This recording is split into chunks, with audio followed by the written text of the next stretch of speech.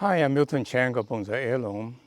I love your work on junipers. A quick question. Why did you decide to leave it in a growing pot instead of a bonsai pot? It really looks nice in a bonsai pot. In the sense, why don't I finish putting in a bonsai pot? Well, because I think the leaves are a little skimpy, and I also like the trunks to be thick. That's why I put in a growing pot. They grow very quickly in a nursery pot. Whereas in a bonsai pot, I think the ramification would be equally fast, but the trunk would not grow as vigorously because there will be less room for roots to get the nutrient. Sometimes you mention redundant branch. I know what you mean, but in a future video, could you explain further with examples? Okay, well, redundant branch is just that. A branch is really not a part of your design, but you keep it for a couple of reasons. One is that you want the leaves to help thicken the trunk, and also you can cut it off anytime and make it into a gin. For that matter, you can cut off at the very end when you decide to make it into a show bonsai. So redundant branch is just that. Sometimes we call it a sacrificial branch. It's there intended to be cut off, but it's there to save, to keep the tree healthier. I never seen you washing out the dirt in the roots. You know, when I buy trees from at auctions, a lot of times they are planted in akadama where it becomes a clump. The root ball becomes a big clump. If you try to comb out the akadama, you break the roots and eventually kill the tree. And so what I do is I take a bib at the end of a hose and in some sense squirt it to get rid of all the akadama. And the other reason why somebody want to wash off the roots is that they sort of want to have a clean start. You know, they're professionals. They think of, starting fresh, everything new. I don't think that's necessary. But on the other hand, if the root ball is all hardened like akadama or sticky like clay or full of bacteria or bugs, then you do need to clean it off and trim off all of the contaminated roots. But generally, I don't think it's necessary. Do you not find that growing trident in a large pot with lots of fertilizer and water, you get overly long internodes? That is a great observation, but you can always cut off a branch and the bottom will shoot out to start over again. And eventually you'll have a lot of short internodes branching, but you can also wire a little bit to increase the speed of ramification. But you're right, but I'm not a strong advocate of starving your tree or watering your tree, keep it dry to keep the internode short. I think that's very short-sighted. You may have to cut it a couple more times, but you will shorten the internode or the branching.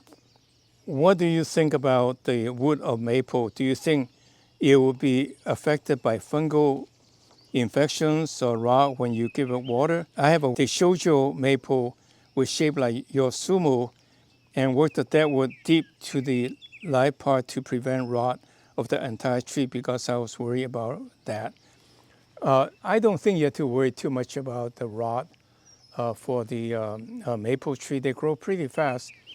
If you're worrying about rot, there are two ways you can do it. You can leave a little stub, and that's not going to rot with the air. The other one is you cut it off branch entirely. Try to make it not a round or elliptical, but make it a little bit irregular so that when it heals over, it's got more feature.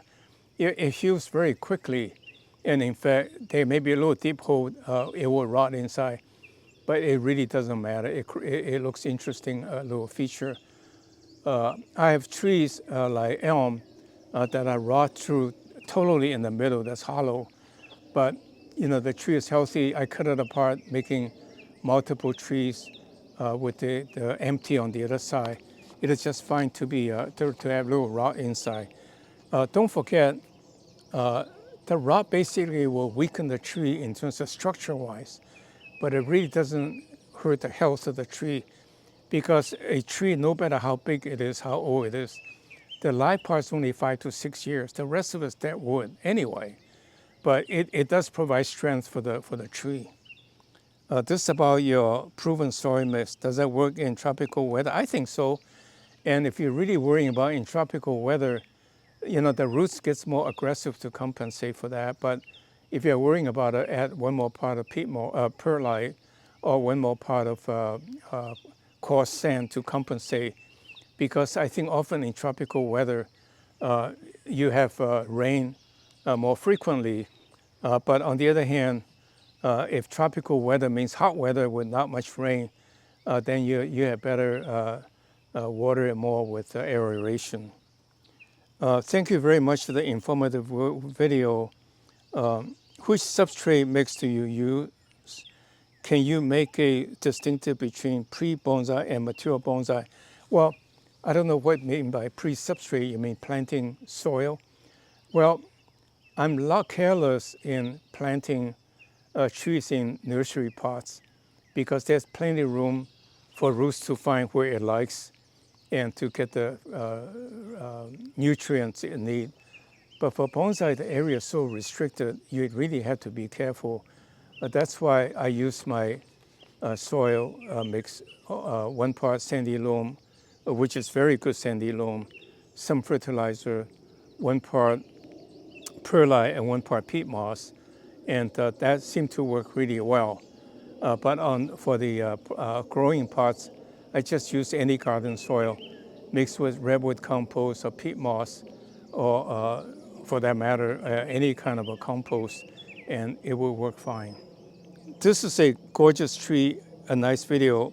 I was curious what soil mix you were using since you said it supports your tree well. Is this the soil mix you use for trident maple? Does it work for a variety of trees? For example, azalea needs acid tree. Yes, definitely azaleas in a class by itself. In the early days, I remember I was taught to use only, in those days, they suggest oak leaf, which is, I think that's not wise because it doesn't decompose. But peat moss and perlite and water well. And again, I want to remind you, peat moss has a very strange characteristic that once it dries out, it doesn't absorb water. So you may be fooling yourself to think you're watering the tree, but you're not yet. So the tree dries out and dies on you, especially for azalea. That's really hard. And I think you play safe to follow instruction. I have to admit I'm not particularly good at azaleas. With that in mind, that is for today. Thank you very much for watching. Please click like if you think I'm informative. Subscribe to our channel, tell a friend to expand our audience. And thank you very much.